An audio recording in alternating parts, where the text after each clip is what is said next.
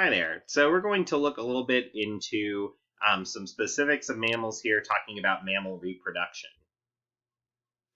So most mammals are viviparous, which means they give birth to live young. Monotremes are the one exception to that are oviparous. They're the one group of mammals that lay eggs. Mammals provide care for their offspring, and mothers provide milk.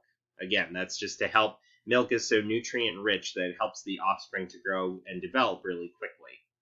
Baby mammals can be altricial, completely unable to take care of themselves. So again, if we're looking at like our baby kittens here, they're not really able to function very much without mom. They're more on the altricial end.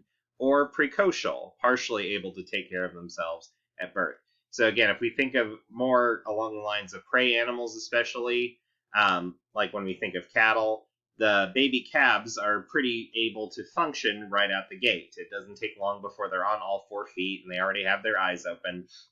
So they're more on the precocial end of the scale. So we'll look at different groups in terms of the reproduction, again, based on the three main groupings of mammals we talked about in terms of how the young basically exit the birth canal: monotremes, marsupials, and then placental mammals. So monotremes are our first group. This is, again, the egg-laying mammals. This is a photo example of a platypus nest that we're looking at on the top picture. Monotremes have cloacas for exchanging sex cells. The male inserts the penis into the female's cloaca to deposit sperm. Eggs are retained in females for a while to get nutrients before being laid. The incubation period is short, around 10 days. So again, a lot of that time is spent with the offspring while the egg is actually developing, making sure the nutrients go into that, and more will come into effect later. Newborn puggles. Puggle is the term for the very tiny baby monotreme. So this is an echidna puggle, a little baby echidna. They have developed forelimbs to search for skin patches that produce milk. Monotremes don't have nipples, so again, the babies have to look for what patch of skin is actually creating those milky secretions that they need to develop. All puggles are altricial, so again, you can see with this baby that it wouldn't really be able to function much on its own. Parents care for puggles for a long time, and they have relatively long lifespans, so monotremes can handle devoting a lot of time to their offspring. So here we'll look at marsupials, and I'll move my video down here just a bit.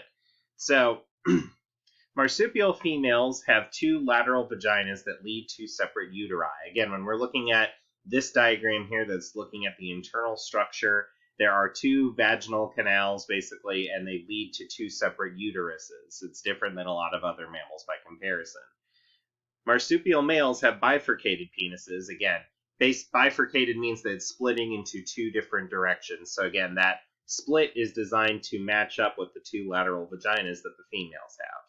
Some females can store sperm after copulation. So again, we'll talk a little bit about how marsupials will kind of go through development, but basically the fact that females can store sperm is helpful for them to kind of time out when they're going to develop their babies.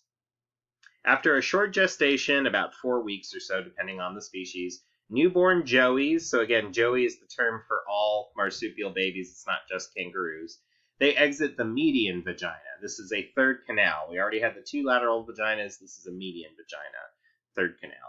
They crawl up the female's body with developed forelimbs to the pouch where the nipples are. And again, mom facilitates this by licking her fur to allow the joey to have a clear path to get to the pouch. This increases environmental risk for the joey, but decreases the chance of pregnancy complications for the female. So again, that's another trade-off there. It's rougher for our little baby joeys, and here we can see a joey actually attached to a nipple inside of the pouch. But it makes less risk for mom by comparison. All joeys are altricial, and again, you can see with being as undeveloped as they are in this particular stage, when they exit the birth canal, they definitely need a lot of help from mom. Females can have one joey growing in the pouch while another is developing in a uterus. So again, because they have those two uteri, it allows for one baby to be developing while another one is inside of the pouch at a separate point. So here we're looking at placental mammal reproduction, and I used human examples as far as the picture on this because we are placental mammals, and some of the best diagrams for this are really the ones that are related to people. So bear with me as far as this is an example that includes us. So female placental mammals have a vagina and a uterus, also known as the womb. Again, so we see those parts within the female reproductive system that allow for depositing sperm. Male placental mammals have a penis and testicles. So again, we're thinking that there for the male. Testicles are often separate from the abdomen to prevent sperm from overheating, which could kill them. So again, if we think about the testicles on a human or on a lot of other mammals, they are separate from being internal, like what we think of with a lot of other non-mammalian animals. And again, this is just to help with sperm livelihood and motility to allow them to reach their destination in terms of reproduction. Female placental mammals produce ova in the ovaries. So again, we're looking right there. They're producing basically the egg sex cells at that part. Those connect to the uterus through the fallopian tube. So again, they travel down. Here they are in the uterus. If an ova meets with sperm, it becomes fertilized. Unfertilized eggs are reabsorbed during the estrous cycle of most mammals.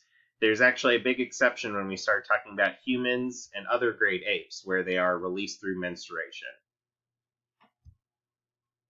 Let me move my video again here for talking about placental mammal reproduction in terms of talking about the placenta itself. So gestation times for fetuses vary. Females need extra calories during gestation to provide nutrients, and those nutrients have to be able to get to the embryo itself. A fetus's umbilical cord attaches to the placenta. So again, we're seeing here umbilical cord attaching to the placenta. Placenta is attached to the uterine wall, so that outer wall of the uterus there. So this is what helps the fetus with nutrient absorption, temperature regulation, removing waste, and gas exchange, everything it needs to be able to live. The placenta also helps prevent internal infection and helps produce pregnancy hormones, so it is beneficial for mom as well. So when we're talking about gestation periods themselves, generally the more resources a baby needs to develop, the longer the gestation period is. This is partially because the umbilical cord only passes on so many resources. It's not 100% of what's being delivered down there is going to the baby. It's only a certain percentage that's going to go there. Larger animals have long gestations and smaller animals have short gestations. So again, if we look here with sperm whales, it's about 535 days for a full gestation to create one calf. But then if we compare that to the house mouse or domestic mouse, it's only 19 days for gestation for creating several offspring. So again, not only do we see that size is kind of a factor in terms of how long the gestation is, but also potentially how many offspring are created as well. For mammals that live in areas with seasons, gestation time usually makes sure that babies are born when there are plenty of resources. So if we think about animals with specific mating seasons, especially animals that mate in the spring, the whole idea is that babies will be likely to come in late spring or in summer to where there are more plentiful resources, at least when we're starting to talk about North America. Smaller animals tend to have multiple offspring in a litter, and larger animals tend to have single offspring. So again, like we compared before. So again, I hope that this helps you to kind of understand what we're talking about when we're talking about reproduction in different groups of mammals. For most of them, we're looking at placental mammals, but there are the weird exceptions with marsupials and monotremes. I hope this helped shed some light on them and other mammals as well.